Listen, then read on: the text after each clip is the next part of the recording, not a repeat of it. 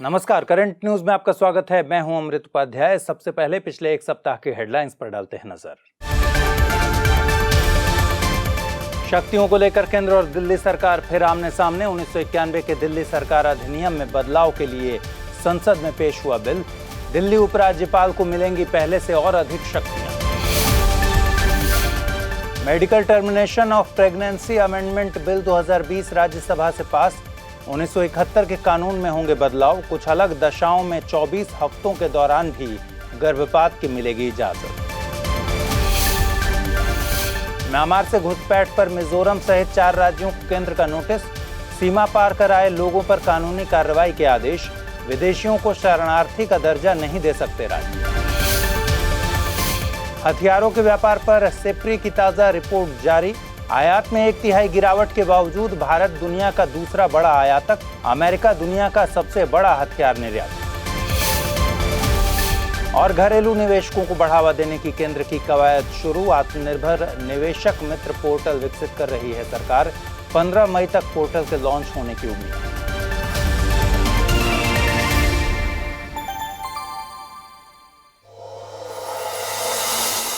आगे बढ़ने से पहले आप सबके लिए एक जरूरी सूचना। अगर आप बीपीएससी परीक्षा की तैयारी कर रहे हैं और आपके पास इसके लिए कोई सटीक और भरोसेमंद जरिया नहीं है, तो अब आप इस चिंता से मुक्त हो जाइए, क्योंकि टीम दृष्टि प्रस्तुत कर रही है बीपीएससी प्रीलिम्स ऑनलाइन कोर्स, ताकि आप बीपीएससी प्रीलिम्स परीक्षा में अपनी सफलता सुनिश्चित कर सकें। इस कोर्स की शुरुआत 20 मार्च से हो चुकी है। यह कोर्स पेन ड्राइव और ऑनलाइन 2 फॉर्मेट में उपलब्ध है। इस कोर्स की प्रमुख विशेषताओं की बात करें तो इसमें शामिल हैं कुल 400 प्लस घंटों की कक्षाएं, प्रत्येक कक्षा को 3 बार तक देखने की सुविधा। कोर्स की वैधता बैच शुरू होने से 2 वर्षों तक है। कक्षाओं में अवधारणाएं स्पष्ट करने व सटीक उत्तर पहचानने के कौशल पर विशेष बल। पूर्व परीक्षाओं में पूछे जा चुके और भविष्य में संभावित सैकड़ों प्रश्नों पर चर्चा व अभ्यास इस कोर्स की विशेषताएं हैं। संशय निवारण के लिए एकेडमिक सपोर्ट टीम की सुविधा फोन पर भी उपलब्ध है। 2 वर्षों तक बीपीएससी प्रीलिम्स की ऑनलाइन टेस्ट सीरीज की निःशुल्क सुविधा होगी। कुल इसमें 20 टेस्ट होंगे। पाठ्य सामग्री के रूप में निम्नलिखित पुस्तकें या नोट्स आपके घर पर निःशुल्क भेजे जाएंगे। दृष्टि पब्लिकेशंस द्वारा प्रकाशित बीपीएससी सीरीज की 8 पुस्तकें, जिनके अनुसार इस कोर्स की कक्षाएं डिजाइन की गई हैं। ये पुस्तकें प्रीलिम्स के साथ साथ मुख्य परीक्षा का पाठ्यक्रम भी पूरी तरह कवर करती हैं। 2 वर्षों तक हर माह हमारी मासिक पत्रिका दृष्टि बिहार व झारखंड करंट अफेयर्स, जो पूर्णतः बीपीएससी परीक्षा के पैटर्न पर आधारित है, ये भी आपको उपलब्ध होगी। इस कोर्स की फीस 20,000 रुपए है, जो कि जीएसटी सहित है। पहले 200 विद्यार्थियों के लिए फीस में 20% छूट होगी। इसके साथ ही मात्र 16,000 रुपए होगी। इस कोर्स से जुड़ी किसी भी जानकारी के लिए आप 9311406441 नंबर पर हमसे संपर्क कर सकते हैं। इस कोर्स के बारे में और अधिक जानकारी और नामांकन कराने के लिए कृपया दृष्टि लर्निंग ऐप को अपने एंड्रॉयड फोन पर इंस्टॉल करें। इससे जुड़ा लिंक हम डिस्क्रिप्शन बॉक्स में साझा कर रहे हैं। अतिरिक्त जानकारी और नामांकन के लिए आप दृष्टि आईएएस की वेबसाइट भी विजिट कर सकते हैं। इससे जुड़ा लिंक भी हम डिस्क्रिप्शन बॉक्स में शेयर कर रहे हैं। आइए खबरों की शुरुआत करते हैं। दिल्ली सरकार और केंद्र दिल्ली सरकार की शक्तियों को लेकर फिर आमने सामने हैं। दरअसल पिछले दिनों लोकसभा में राष्ट्रीय राजधानी क्षेत्र दिल्ली सरकार संशोधन विधेयक 2021 पेश किया गया। सरकार इस बिल के जरिए 1991 के कानून में बदलाव करना चाहती है। हालिया विधेयक में 1991 के कानून की धारा 21, 24, 33 और 44 में बदलाव करने का प्रस्ताव है। इस विधेयक में जो सबसे अहम प्रावधान है वह है उसकी परिभाषा। इस नए प्रस्ताव में दिल्ली सरकार का अर्थ दिल्ली उपराज्यपाल को बताया गया है। यानी यह विधेयक दिल्ली उपराज्यपाल को पहले से कुछ अधिक विवेकाधिकार देता है। अगर यह बिल आगे कानून बनता है तो उपराज्यपाल कुछ उन विषयों पर भी फैसला ले सकेंगे जिनके संबंध में फिलहाल दिल्ली विधानसभा कानून बनाती है। वर्तमान में 1991 के कानून के मुताबिक दिल्ली विधानसभा कानून व्यवस्था, पुलिस और भूमि को छोड़कर दूसरे सभी विषयों पर कानून बना सकती है। इसके साथ ही दिल्ली की मंत्रिपरिषद को किसी भी फैसले पर पहुंचने से पहले अब उपराज्यपाल से राय लेनी होगी। आपको बता दें कि 1991 के 69वें संविधान संशोधन के जरिए संविधान में अनुच्छेद 239 ए जोड़ा गया था। इसी अनुच्छेद में दिल्ली के संबंध में विशेष उपबंध किए गए हैं। यह अनुच्छेद दिल्ली के लिए एक विधानसभा और मंत्रिपरिषद की व्यवस्था करता है। इस अनुच्छेद के मुताबिक दिल्ली के मुख्यमंत्री की नियुक्ति राष्ट्रपति करते हैं, जबकि मुख्यमंत्री की सलाह पर दूसरे मंत्रियों की नियुक्ति भी राष्ट्रपति ही करते हैं। बीते दिनों medical termination of pregnancy amendment bill 2020 को राज्यसभा से पारित कर दिया गया। इस तरह विधेयक को संसद के दोनों सदनों से मंजूरी मिल गई है। राष्ट्रपति के हस्ताक्षर के बाद यह अधिनियम बन जाएगा। मूल अधिनियम medical termination of pregnancy act 1971 है। इसमें 20 हफ्ते तक के गर्भ को 2 डॉक्टर्स की सलाह पर अबॉर्ट कराया जा सकता था। नए संशोधन में इस अवधि को बढ़ाकर महिलाओं की विशेष श्रेणी के लिए 24 हफ्ते कर दिया गया है। 20 से 24 हफ्ते के दौरान गर्भपात के लिए 2 डॉक्टर्स की सलाह लेनी होगी। गौरतलब है कि 1971 के अधिनियम में गर्भधारण के 20 हफ्तों बाद गर्भपात की अनुमति नहीं थी। नए संशोधनों में 24 हफ्ते बाद गर्भपात की मंजूरी दी गई है, लेकिन इसमें असामान्य भ्रूण की स्थिति में मेडिकल बोर्ड की सलाह पर ही गर्भपात किया जा सकेगा। इस मेडिकल बोर्ड का गठन राज्यों और संघ शासित प्रदेशों द्वारा किया जाएगा। इस बोर्ड में गायनोकोलॉजिस्ट, पीडियाट्रिशियन, रेडियोलॉजिस्ट के अलावा अन्य सदस्य शामिल होंगे। अन्य सदस्यों को राज्य या संघ शासित प्रदेशों द्वारा अधिसूचित किया जाएगा। इन संशोधनों पर कई तरह के सवाल उठाए जा रहे हैं। सबसे बड़ा सवाल है ग्रामीण क्षेत्रों में डॉक्टर्स की सलाह तक पहुंच। गौरतलब है कि ग्रामीण क्षेत्र डॉक्टर्स की कमी का सामना कर रहे हैं। एक रिपोर्ट के मुताबिक ग्रामीण क्षेत्रों में डॉक्टर्स 34% और नर्सेज की उपलब्धता 33% है। बीते दिनों मनोनीत सांसद स्वपन दास गुप्ता ने राज्यसभा से इस्तीफा दे दिया। दरअसल ये पश्चिम बंगाल विधानसभा चुनाव में भाजपा की तरफ से उम्मीदवार बनने वाले हैं। इस वजह से उनके इस्तीफे की मांग विपक्ष ने लगातार की थी। सांसदों और विधायकों के चुनाव जीतने के बाद एक दल से दूसरे दल में जाने की गतिविधियों को रोकने के लिए 1985 में एंटी डिफेक्शन कानून ले आया गया था। इसके लिए संविधान में 10वीं अनुसूची को भी जोड़ा गया। इस कानून का उद्देश्य सांसदों और विधायकों के दल बदल से होने वाली राजनीतिक अस्थिरता को रोकना है। इसके तहत अगर कोई सांसद या विधायक अपनी राजनीतिक पार्टी को छोड़कर दूसरी पार्टी से जुड़ता है तो उसकी उस सदन से सदस्यता समाप्त कर दी जाती है।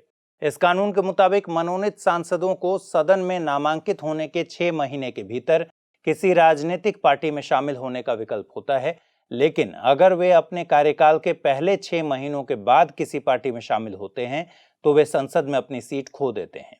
गौरतलब है कि शुरुआत में यह प्रावधान सीधे रूप से केवल पार्टी बदलने पर ही लागू होता था। बाद में इसे सांसदों की अन्य गतिविधियों जैसे कि किसी अन्य राजनीतिक दल के लिए चुनाव प्रचार या उनके राजनीतिक रैलियों में उपस्थित होने के आधार पर भी लागू किया जाने लगा है। आपको बता दें कि संविधान में राज्यसभा में विभिन्न क्षेत्रों से 12 सदस्यों को नामित किए जाने का प्रावधान है। इसके लिए साहित्य, विज्ञान, कला और सामाजिक सेवा जैसे क्षेत्रों में उत्कृष्ट प्रदर्शन करने वाले व्यक्तियों को लिया जाता है। राज्यसभा में इन्हें राष्ट्रपति द्वारा केंद्र की अनुशंसा पर मनोनीत किया जाता है। मनोनीत सदस्यों के पास निर्वाचित सदस्यों के समान ही अधिकार और विशेषाधिकार होते हैं। राशन कार्ड्स के मुद्दे पर सुप्रीम कोर्ट ने केंद्र सरकार और राज्यों से जवाब मांगा है। दरअसल हाल ही में केंद्र द्वारा बड़ी संख्या में राशन कार्ड्स को रद्द किए जाने पर याचिका दायर की गई थी। कोर्ट ने याचिका को सार्वजनिक महत्व का बताया है। इसके साथ ही केंद्र द्वारा करीब 3 करोड़ राशन कार्ड्स को रद्द किए जाने की कार्रवाई को बेहद गंभीर करार दिया। फिलहाल कोर्ट ने इस मामले पर अंतिम सुनवाई किए जाने की बात कही है। याचिका में बताया गया है कि केंद्र ने आधार से लिंक न होने की वजह से इतने बड़े स्तर पर कार्ड्स को रद्द किया है, जिससे गरीब लोग प्रभावित हुए हैं। याचिका में भूख के चलते हुई मौतों का मुद्दा भी उठाया गया। हालांकि इस पूरे मामले में केंद्र अपना पक्ष रखते हुए बचाव करते दिखा। इससे पहले 2019 में भी शीर्ष अदालत ने राशन की आपूर्ति न होने के चलते हुई मौतों पर राज्यों से जवाब तलब किया था। राशन कार्ड की बात करें तो इसका जिक्र हमें राष्ट्रीय खाद्य सुरक्षा अधिनियम 2013 में मिलता है। कानून के मुताबिक राशन कार्ड राज्य सरकार द्वारा जारी एक दस्तावेज होता है। इसे टारगेटेड पब्लिक डिस्ट्रीब्यूशन सिस्टम के तहत सस्ती दर वाली राशन की दुकानों से सामान खरीदने में इस्तेमाल किया जाता है। नोटा पर दाखिल एक याचिका पर सुप्रीम कोर्ट ने केंद्र और चुनाव आयोग से जवाब तलब किया। इसमें अपील की गई है कि अगर किसी निर्वाचन क्षेत्र में नोटा विकल्प को सबसे अधिक वोट मिलते हैं तो वहां फिर से चुनाव कराए जाने चाहिए। इसके अलावा जिन कैंडिडेट्स को वर्तमान चुनाव में रिजेक्ट कर दिया गया उन्हें नए चुनावों में मौका भी न दिया जाए। इस याचिका में मंशा जाहिर की गई है कि लोगों को राइट टू रिजेक्ट भी दिया जाना चाहिए। बहरहाल इस पूरे मामले में मुख्य न्यायाधीश का कहना है कि ऐसी व्यवस्था करने से विधायी प्रक्रिया बड़े स्तर पर प्रभावित हो सकती है। अगर वोटर्स इसी तरह कैंडिडेट्स को रिजेक्ट करना जारी रखेंगे तो इससे कई संसदीय और विधानसभा सीटें खाली रह सकती हैं। नोटा यानी none of the above voters के लिए खास विकल्प होता है। अगर किसी खास निर्वाचन क्षेत्र के वोटर्स को उस सीट से लड़ रहे कैंडिडेट्स में कोई पसंद नहीं आता तो वे नोटा का विकल्प चुन सकते हैं। बात करें राइट टू रिजेक्ट की तो इसका प्रस्ताव सबसे पहले 1999 में विधि आयोग ने अपनी 170वीं रिपोर्ट में रखा था। इसी तरह चुनाव आयोग ने भी 2 बार राइट टू रिजेक्ट के पक्ष में बात कही है। वहीं 2010 में जब विधि मंत्रालय ने चुनाव सुधारों पर बैकग्राउंड पेपर जारी किया था तो उसमें भी इस बात का जिक्र किया गया था कि नेगेटिव वोटिंग होने की स्थिति में फिर से चुनाव होने चाहिए। हाल ही में सुप्रीम कोर्ट ने एक खास याचिका पर केंद्र सरकार से जवाब मांगा है। यह याचिका the place of worship special provision act 1991 के कुछ प्रावधानों के खिलाफ दायर की गई थी। याचिका के मुताबिक इस कानून की धारा 2, 3 और 4 मूल अधिकारों का उल्लंघन करती हैं। कोर्ट में दाखिल की गई इस याचिका में अनुच्छेद 14, 15, 21, 25 और 29 के उल्लंघन का हवाला दिया गया। इसके अलावा इस कानून के कुछ प्रावधानों को पंथ निरपेक्षता की भावना के खिलाफ माना गया है। याचिका में कहा गया है कि ये धाराएं 15 अगस्त 1947 के दिन से किसी पूजा स्थल पर फिर से दावा करने के लिए मुकदमा दायर करने की मनाही करती हैं। वहीं किसी खास पूजा स्थल के स्वरूप में विशेष बदलाव करने पर भी रोक लगाई गई है। याचिकाकर्ता ने याचिका में इस बात पर आपत्ति जताई है कि यह कानून किसी भी तरह की दावेदारी या स्वरूप बदलाव पर रोक लगाता है। ऐसे में जिन मंदिरों पर गैर कानूनी अतिक्रमण किए गए हैं उन पर भी लोग फिर से दावा नहीं कर पा रहे हैं, लिहाजा यह कानून लोगों के न्यायिक उपचार के अधिकार का हनन करता है। आपको बता दें कि इस कानून की धारा 3 एक विशेष धर्म के पूजा स्थल के स्वरूप को किसी दूसरे धर्म या दूसरे पंथ के पूजा स्थल के स्वरूप में बदलने पर रोक लगाती है। एनपीआर यानी नेशनल पॉपुलेशन रजिस्टर पर हाल ही में केंद्र सरकार के अधिकारियों ने जानकारी दी। बताया जा रहा है कि सरकार लोगों को ऑनलाइन मोड में सूचना देने का विकल्प देगी। अब लोग 1 महीना पहले ही एनपीआर में खुद डेटा भर सकेंगे। इसके बाद ऑनलाइन भरे गए इस फॉर्म के लिए एक रेफरेंस कोड प्राप्त होगा। लोग इस कोड का इस्तेमाल बाद में जनगणना अधिकारी को सूचना देते हुए कर सकेंगे। जानकारी के मुताबिक लोग जो भी सूचना देंगे उसे एक मोबाइल ऐप में प्रदर्शित किया जाएगा। यह वही ऐप है जिसे जनगणना में इस्तेमाल किया जाएगा। इसके अलावा लोगों से किसी भी तरह की बायोमेट्रिक डेटा या डॉक्यूमेंट कलेक्ट नहीं होगा। इस नए तरीके का सबसे बड़ा फायदा यह होगा कि जनगणना डेटा को भविष्य के लिए सुरक्षित रखा जा सकेगा। आपको बता दें कि 2021 की जनगणना का पहला चरण अप्रैल 2020 से शुरू किया जाना था, लेकिन कोरोना महामारी के चलते इसे टालना पड़ा। इसमें 2 चीजें शामिल हैं, हाउस लिस्टिंग और हाउसिंग सेंसस और एनपीआर का अपडेशन। इसके अलावा इस साल 5 मार्च तक इसके मुख्य चरणों को खत्म किया जाना था। एनपीआर की बात करें तो गृह मंत्रालय की रिपोर्ट के मुताबिक इसे 3 अप्रोच के साथ अपडेट किया जाना है। पहला सेल्फ अपडेटिंग, दूसरा पेपर फॉर्मेट में अपडेट और तीसरा मोबाइल मोड में। एनपीआर से जुड़ा डेटा 2010 में कलेक्ट किया गया था। इसके बाद से इसे 2015 में अपडेट किया गया। एनपीआर सामान्य निवासियों का एक डेटा होता है जिसे 2003 के नागरिकता नियमों के तहत तैयार किया जाता है। हालिया संसद सत्र के दौरान लोकसभा में एमएमडीआर संशोधन विधेयक पेश किया गया। एमएमडीआर का मतलब है mines and minerals development and regulation amendment bill 2021। कानून में संशोधन का मकसद खनिज और कोयला खनन से जुड़े अधिकारों की नीलामी प्रक्रिया के रिन्यूअल को आसान बनाना है। नया संशोधन कोयला और दूसरे खनिजों से जुड़े कैप्टिव माइनर्स को नई सुविधाएं देता है। अगर captive miners end use plant से जुड़ी शर्तों को पूरा करते हैं तो वे अपने कुल उत्पादन के 50% तक के हिस्से को बेच सकते हैं। हालांकि इसके लिए उन्हें राज्य सरकार को दी जाने वाली एडिशनल रॉयल्टी के भुगतान की फॉर्मेलिटी भी पूरी करनी होगी। ऑपरेटर्स की बात करें तो औद्योगिक इस्तेमाल के लिए फिलहाल कैप्टिव माइंस से निकले कोयले या दूसरे खनिजों के उपयोग की इजाजत है।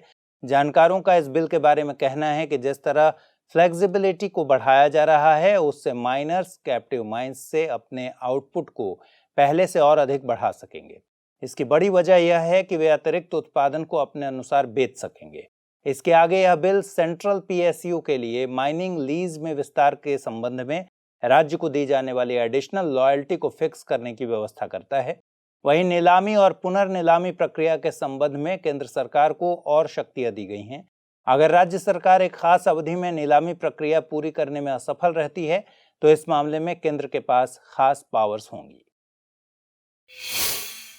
म्यांमार में चल रहे राजनीतिक संकट के चलते कुछ लोगों के सीमा पार कर भारत आने की खबरें आ रही हैं। सैन्य शासन के चलते म्यांमार के लोगों में डर का माहौल है। इसी वजह से न केवल आम जन बल्कि कुछ पुलिस जवान भी भारत में शरण लेते हुए दिख रहे हैं। इस बीच गृह मंत्रालय ने नागालैंड, मणिपुर, मिजोरम और अरुणाचल प्रदेश के प्रशासन को पत्र लिखा है। म्यांमार से हो रही घुसपैठ पर केंद्र ने राज्यों को कानूनी कार्रवाई करने के आदेश दिए हैं। मंत्रालय ने कड़े शब्दों में साफ किया कि राज्य सरकारों को इस बात का अधिकार नहीं है कि वे किसी विदेशी को शरणार्थी का दर्जा दें। इसके अलावा भारत अभी 1951 के संयुक्त राष्ट्र शरणार्थी अभिसमय का हस्ताक्षरकर्ता नहीं है। वहीं भारत ने अभी इसके 1967 के प्रोटोकॉल को भी स्वीकार नहीं किया है। आपको बता दें कि यह कन्वेंशन शरणार्थियों के अधिकारों के लिए संयुक्त राष्ट्र का एक महत्वपूर्ण दस्तावेज है। फिलहाल 149 सदस्य देश इस कन्वेंशन का पालन कर रहे हैं। इन देशों ने शरणार्थियों के संरक्षण के लिए शरणार्थी शब्द को परिभाषित किया है, साथ ही अपनी जिम्मेदारियों के प्रति घरेलू कानून भी बनाए हैं। इसी दरमियान जोरो यानी जो रीयूनिफिकेशन ऑर्गेनाइजेशन ने भी संकट के मद्देनजर राष्ट्रपति और पीएम से चिट्ठी लिखकर म्यांमार पर प्रतिबंध लगाने की अपील की है। जो समुदाय के लोग भारत, बांग्लादेश और म्यांमार में रहते हैं, इनमें चिन, कोकी, मिजो और जोमी जनजातियों के लोग भी शामिल हैं। हथियारों के व्यापार पर आंकड़े जारी करने वाली संस्था सिप्री यानी Stockholm International Peace Research Institute ने अपनी ताजा रिपोर्ट जारी कर दी है। सिप्री स्वीडन का एक प्रमुख थिंक टैंक है।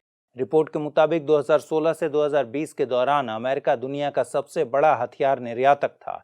इसके बाद क्रम से रूस, फ्रांस, जर्मनी और चीन का नाम आता है। वहीं हथियारों के आयात के मामले में सऊदी अरब सबसे आगे है। इसके बाद भारत का नंबर आता है।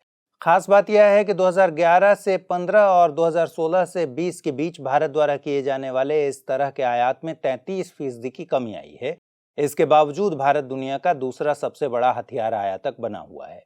रिपोर्ट में इसकी खास वजह लंबी खरीद प्रक्रिया को बताया गया है। भारत द्वारा किए जाने वाले हथियार आयात में नया ट्रेंड विकसित हुआ है। भारत ने इस मामले में रूस पर अपनी निर्भरता को अब कम कर दिया है। इन दो अवधियों के बीच रूस द्वारा भारत को किए गए निर्यात में 53% कमी के बाद भी वह भारत के लिए सबसे बड़ा निर्यातक बना हुआ है।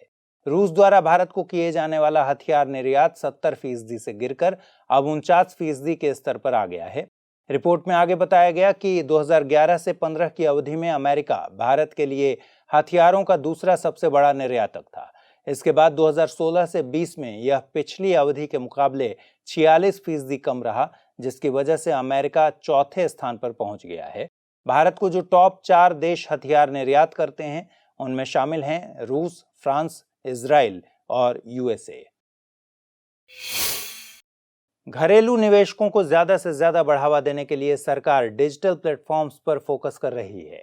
उद्योग संवर्धन एवं आंतरिक व्यापार विभाग इसके लिए एक पोर्टल विकसित कर रहा है। आत्मनिर्भर निवेशक मित्र नाम के इस पोर्टल को अंतिम रूप दे दिया गया है। सरकार इसे 15 मई तक लॉन्च करने की पूरी तैयारी में है। यह पोर्टल घरेलू निवेशकों को सुविधा और सूचना देने में मददगार साबित होगा। इसके साथ ही इसके वेब पेज को अलग अलग क्षेत्रीय भाषाओं में दिखाया जाएगा। यह प्रोजेक्ट इन्वेस्ट इंडिया के तहत विकसित किया जा रहा है। बता दें कि इन्वेस्ट इंडिया को 2009 में एक नॉन प्रॉफिट वेंचर के तौर पर गठित किया गया था। इस पोर्टल की कुछ खास बातें आपको बताते चलें। इस पोर्टल पर केंद्र और राज्य सरकारों की निवेश संबंधी सभी ताज़ा जानकारियों को हर दिन अपडेट किया जाएगा।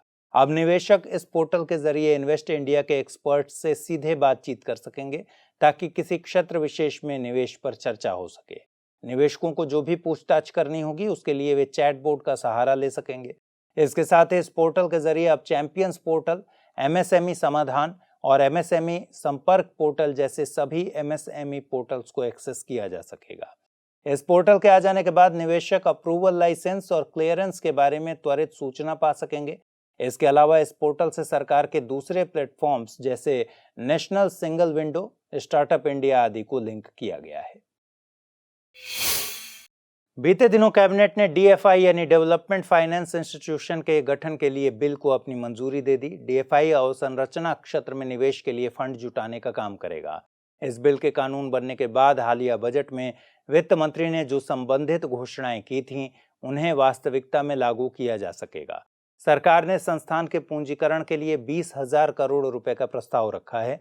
वित्त मंत्री निर्मला सीतारमण ने जानकारी दी कि इस बिल के आने के बाद एक संस्थान का गठन किया जा सकेगा, साथ ही इंस्टीट्यूशनल अरेंजमेंट करने में भी आसानी होगी। कुल मिलाकर आने वाले समय में सरकार को लॉन्ग टर्म फंड्स की बढ़ोतरी करने में मदद मिलेगी। बताया जा रहा है कि डीएफआई की आधिकारिक संरचना में 50% गैर आधिकारिक निदेशक होंगे। आपको बता दें कि वित्त मंत्री निर्मला सीतारमण ने 2019-20 के बजट में इंफ्रास्ट्रक्चर फंडिंग को बढ़ावा देने के लिए डीएफआई के गठन को लेकर सरकार की मंशा जताई थी। इसके आगे सरकार ने अभी तक नेशनल इंफ्रास्ट्रक्चर पाइपलाइन के तहत 7000 प्रोजेक्ट्स की पहचान की है।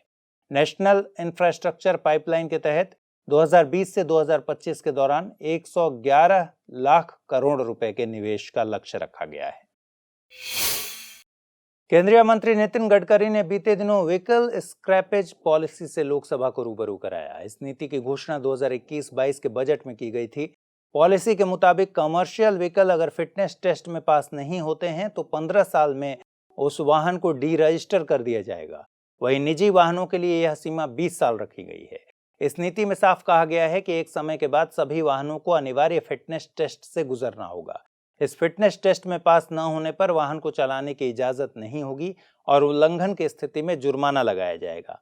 एक आंकड़े के मुताबिक भारत में करीब 1.7 मिलियन वाहन ऐसे हैं जो 15 साल से भी ज्यादा पुराने हो चुके हैं और उनके पास कोई फिटनेस सर्टिफिकेट नहीं है। बताया जा रहा है कि इस साल के आखिर तक इसके संबंध में नियम लागू कर दिए जाएंगे।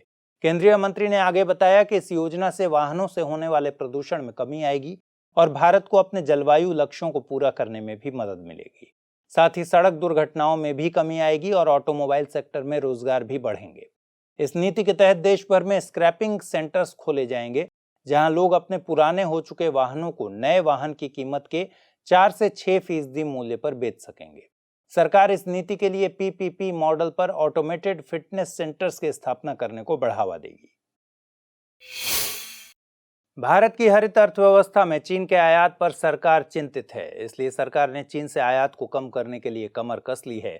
नवीन एवं नवीकरणीय ऊर्जा मंत्रालय ने हाल ही में अप्रूव्ड सोलर फोटोवोल्टिक मॉडल्स की एक सूची को लागू करने के आदेश जारी किए हैं। इसके साथ ही अप्रूव्ड मॉड्यूल मैन्युफैक्चरर्स की सूची के लागू करने के आदेश जारी कर दिए गए हैं। मैन्युफैक्चरर्स की यह सूची सरकार द्वारा समर्थित योजनाओं और उन प्रोजेक्ट्स के लिए जारी की गई है जहां कंपनियां अपने उपभोक्ताओं तक आपूर्ति के लिए बिजली खरीदती हैं। अब केवल इस सूची में शामिल किए गए फोटोवोल्टिक मॉडल्स और विनिर्माताओं को ही सरकारी या सरकार से मदद प्राप्त किसी प्रोजेक्ट के लिए योग्य माना जाएगा। इसके अलावा सरकारी योजनाओं के तहत आने वाले प्रोजेक्ट्स और सरकारी दिशा निर्देशों के तहत विद्युत की बिक्री के लिए स्थापित प्रोजेक्ट्स पर भी यह नियम लागू होगा। आपको बता दें कि 23 मॉडल्स और मैन्युफैक्चरर्स की यह सूची भारत की नॉन टैरिफ बैरियर और बाधाओं को दूर करने वाली रणनीतियों का हिस्सा है। सरकार ने तय किया है कि वह 1 अप्रैल 2022 से सोलर मॉड्यूल्स पर 40% और सोलर सेल्स पर 25% बेसिक कस्टम्स ड्यूटी लगाएगी। इससे विदेश से किया जाने वाला आयात पहले से अधिक महंगा हो जाएगा और घरेलू विनिर्माताओं को बढ़ावा मिलेगा। इस पूरे दृष्टिकोण को समझें तो सरकार इन वस्तुओं के उत्पादन को इतना करना चाहती है कि उससे न केवल देश की घरेलू मांग पूरी हो सके बल्कि हम इनका निर्यात भी कर सकें। घरेलू विनिर्माण की बात करें तो भारत वर्तमान में 3 गीगावाट क्षमता के लिए सोलर सेल्स और 15 गीगावाट क्षमता के लिए सोलर मॉड्यूल्स का उत्पादन कर रहा है। LGBTIQ समुदाय के अधिकारों के लिए EU यानी यूरोपियन यूनियन ने नई पहल की है। EU ने एक प्रस्ताव पारित कर LGBTIQ फ्रीडम जोन घोषित किया है, जिसमें उसके सभी 27 देश शामिल हैं। इस नई पहल का मकसद इस समुदाय के लोगों को इतनी आज़ादी देना है कि वे बिना डर के अपनी लैंगिक पहचान जता सकें। साथ ही समाज के इस समुदाय को भेदभाव या प्रताड़ना का शिकार न होना पड़े, इसके लिए भी EU ने अपनी प्रबल मंशा जाहिर की है। नियमों के मुताबिक EU के दायरे में आने वाली सभी अथॉरिटीज को समलैंगिकों के अधिकारों के संरक्षण और उनके मूल अधिकारों की दिशा में काम करना होगा। दरअसल EU ने यह कदम पोलैंड और हंगरी के साथ इसी मुद्दे पर चल रही तकरार के मद्देनजर उठाया है। पोलैंड 2019 से लेकर अब तक देश भर में 100 से ज्यादा LGBTIQ आइडियोलॉजी फ्री जोन्स बना चुका है। इसका मतलब यह हुआ कि ये जोन्स LGBTIQ विचारधारा से पूरी तरह मुक्त रहेंगे। दूसरे शब्दों में पोलैंड इस समुदाय के लोगों के अधिकारों के संरक्षण के पक्ष में नहीं है। पोलैंड उन देशों में शामिल है जहां समलैंगिक जोड़ों को बच्चा गोद लेने की आजादी नहीं है। ईयू की बात करें तो इसमें शामिल 27 में से 23 देशों में समलैंगिक संबंधों की इजाजत दी गई है। इनमें से 16 देश ऐसे हैं जहां समलैंगिक शादियों को कानूनी मान्यता भी दी गई है। कोरोना महामारी के दौरान 50 बड़ी अर्थव्यवस्थाओं ने जिस तरह के कदम उठाए, उस पर यूनाइटेड नेशंस एनवायरनमेंट प्रोग्राम ने एक रिपोर्ट जारी की है। इस विश्लेषण में ऑक्सफोर्ड के इकोनॉमिक रिकवरी प्रोजेक्ट की सीधी भूमिका रही है। रिपोर्ट के मुताबिक कोरोना महामारी से उबरने के लिए जो खर्च किया गया है, उसमें केवल 18% हिस्सा ही पर्यावरणीय रूप से अनुकूल रहा है। 2020 में इस तरह की रिकवरी के लिए जो $14.6 ट्रिलियन खर्च हुए, उनमें मात्र $368 बिलियन को ही इको फ्रेंडली माना जा सकता है। इसका मतलब ज्यादातर देशों ने सस्टेनेबल रिकवरी पर बहुत अधिक जोर नहीं दिया। कुल मिलाकर रिपोर्ट में साफ किया गया है कि दुनिया भर के देश सस्टेनेबल रिकवरी की दिशा में काम नहीं कर रहे। आंकड़ों की माने तो केवल $66.1 बिलियन ही लो कार्बन एनर्जी पर खर्च किए गए। इस दौरान स्पेन ने पहले से अधिक समावेशी ऊर्जा के ट्रांजिशन के लिए कुल $7.2 बिलियन खर्च किए। दक्षिण कोरिया भी इस मामले में कुछ पीछे नहीं रहा। उसने हरित निवेश को बढ़ावा देने के लिए एक मजबूत ग्लोबल ग्रीन रिकवरी प्रोग्राम को लॉन्च किया। रिपोर्ट में आगे बताया गया है कि फ्रांस और यूके जैसे देशों में ग्रीन बिल्डिंग्स को बढ़ावा देने के लिए $35.2 बिलियन खर्च किए गए, जबकि अमेरिका और चीन ने वनीकरण को और आगे बढ़ाने के लिए $56.3 बिलियन का खर्च किया। बीते दिनों ग्रीन हाउस गैस उत्सर्जन पर एक अध्ययन जारी किया गया। इटली के एक समूह के शोधकर्ताओं ने यह अध्ययन किया था, जिसे नेचर फूड पत्रिका में प्रकाशित किया गया। यह अध्ययन 1990 से 2015 के बीच खाद्य पदार्थों से हुए उत्सर्जन के विश्लेषण के आधार पर तैयार किया गया था। अध्ययन के मुताबिक मानव द्वारा जितना भी ग्रीन हाउस गैस उत्सर्जन होता है, उसमें सबसे बड़ी भूमिका खाद्य पदार्थों की है। चिंता की बात यह है कि विकासशील देशों में यह आंकड़ा काफी ऊंचा है। हालांकि इस ग्राफ में कुछ कमी देखी जा रही है। इसकी मुख्य वजह यह है कि विकासशील देशों में वनों की कटाई में कमी आ रही है, जबकि फूड प्रोसेसिंग जैसी गतिविधियों में इजाफा हो रहा है। रिपोर्ट में बताया गया है कि 2015 में जितना भी उत्सर्जन हुआ है, उसमें 34% हिस्सा खाद्य पदार्थों का रहा। इसमें भूमि के इस्तेमाल में हुए बदलाव, कृषि उत्पादन से लेकर पैकेजिंग, उर्वरक इस्तेमाल और अपशिष्ट का हिस्सा है। उत्सर्जन की यह मात्रा 2015 में कुल मिलाकर 18 बिलियन टन CO2 उत्सर्जन के लिए जिम्मेदार है। खाद्य पदार्थों से होने वाले उत्सर्जन में सबसे बड़ा हिस्सा धान की खेती और मवेशियों से निकलने वाले मीथेन का है। इसके साथ ही मीथेन का यह स्तर विकासशील और विकसित दोनों ही देशों में एक जैसा है। आपको बता दें कि emission database for global atmospheric research food green house gas उत्सर्जन डेटा को क्षेत्र, गैस और देशों के आधार पर अलग अलग करता है। जानकारों के मुताबिक यह डेटाबेस सतत खाद्य प्रणाली की दिशा में प्रभावी शमन नीति बनाने में मदद करेगा। आइए अब जल्दी से डालते हैं मैप वाले सेक्शन पर एक नजर। मैप सेक्शन में आपका स्वागत है। प्रिय व्यूअर्स, पिछले बुलेटिन में हमने आपसे घाना के समीपवर्ती देशों के बारे में कमेंट सेक्शन में बताने को कहा था। तो चलिए घाना की भौगोलिक अवस्थिति के बारे में विस्तार से जान लेते हैं। घाना एक पश्चिम अफ्रीकी देश है। इस देश की सीमाएं 3 देशों से लगती हैं। इसके पूर्व में टोगो, उत्तर एवं उत्तर पश्चिम में बुर्किना फासो और पश्चिम में आइवरी कोस्ट है। इसके दक्षिण में गिनी की खाड़ी अवस्थित है। गिनी की खाड़ी मध्य पूर्व अटलांटिक महासागर का हिस्सा है। अकरा इसकी राजधानी है। भौगोलिक अवस्थिति की बात करें तो घाना का ज्यादातर क्षेत्र वोल्टाइन बेसिन के नाम से जाना जाता है। वोल्टाइन बेसिन का ज्यादातर हिस्सा वोल्टा झील से संबंधित है। यह एक मानव निर्मित झील है। यहाँ की अपवाह प्रणाली की बात करें तो इसमें सबसे बड़ा बेसिन वोल्टा नदी का है। वोल्टा नदी के बेसिन में वोल्टा झील, ब्लैक वोल्टा, व्हाइट वोल्टा, ओटी नदी आदि शामिल हैं। घाना खासकर 2 तरह की वायु राशियों से प्रभावित है। पहली, सहारा मरुस्थलीय क्षेत्र से आने वाली शुष्क और गर्म वायु राशि। पूर्वा पवनों के सहारे आने वाली इन हवाओं को पश्चिम अफ्रीका में हरमट्टन कहते हैं। दूसरी वायु राशि है आर्द्र महासागरीय उष्ण वायु राशि। विषुवत रेखा के निकट होने और समुद्री रास्ते यानी गिनी की खाड़ी से गुजरने की वजह से ये पवनें आर्द्र और उष्ण होती हैं। इन्हीं पवनों की वजह से ही घाना में अधिकांश वर्षा होती है। घाना में झाड़ी वनस्पति से लेकर सदाबहार, अर्ध सदाबहार और पर्णपाती वन पाए जाते हैं। आइए अब अगले बुलेटिन के मैप सेक्शन की बात करते हैं।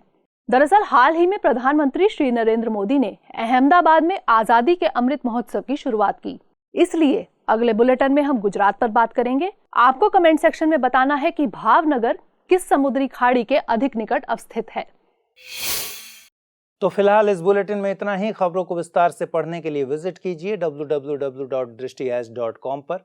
साथ ही दृष्टि आईएएस के हिंदी और अंग्रेजी यूट्यूब चैनल को लाइक, शेयर और सब्सक्राइब करना मत भूलिए। लेकिन चलते चलते डालते हैं कुछ छोटी मगर जरूरी खबरों पर नजर। हाल ही में इसरो ने साउंडिंग रॉकेट RH-560 लॉन्च किया। यह रॉकेट श्रीहरिकोटा के सतीश धवन स्पेस सेंटर से लॉन्च किया गया। इस रॉकेट के जरिए इसरो न्यूट्रल विंड्स और प्लाज्मा डायनेमिक्स का अध्ययन करेगा। साउंडिंग रॉकेट 1 या 2 चरण के ठोस प्रणोदक रॉकेट होते हैं। इनका उपयोग ऊपरी वायुमंडलीय क्षेत्रों की जांच और अंतरिक्ष अनुसंधान के लिए किया जाता है। प्रधानमंत्री नरेंद्र मोदी के प्रधान सलाहकार प्रदीप कुमार सिन्हा ने इस्तीफा दे दिया है। 1977 बैच के रिटायर्ड IAS अधिकारी श्री सिन्हा सितंबर 2019 में प्रधानमंत्री के प्रधान सलाहकार नियुक्त किए गए थे। श्री सिन्हा भारत के कैबिनेट सचिव भी रह चुके हैं। प्रधानमंत्री नरेंद्र मोदी की अध्यक्षता में कैबिनेट ने भारत और मालदीव के बीच खेल एवं युवा मामलों में सहयोग पर किए गए समझौता ज्ञापन को मंजूरी दे दी है। इस समझौता ज्ञापन पर भारत के युवा कार्यक्रम और खेल मंत्रालय एवं मालदीव के युवा, खेल और सामुदायिक सशक्तिकरण मंत्रालय के बीच नवंबर 2020 में हस्ताक्षर किए गए थे। इस समझौते के तहत दोनों देश स्पोर्ट्स के क्षेत्र में एक दूसरे का सहयोग करेंगे, जिससे sports science, sports medicine, coaching तकनीक के क्षेत्रों में नॉलेज और विशेषज्ञता बढ़ाने में मदद मिलेगी। इसके परिणाम स्वरूप दोनों देशों के खिलाड़ियों का अंतर्राष्ट्रीय टूर्नामेंट में बेहतर प्रदर्शन हो सकेगा। बिहार के मुख्यमंत्री नीतीश कुमार की अध्यक्षता में आयोजित राज्य कैबिनेट की बैठक में इथेनॉल प्रोत्साहन नीति को मंजूरी मिल गई है। बिहार इथेनॉल प्रोत्साहन नीति को लागू करने वाला देश का पहला राज्य बन गया है।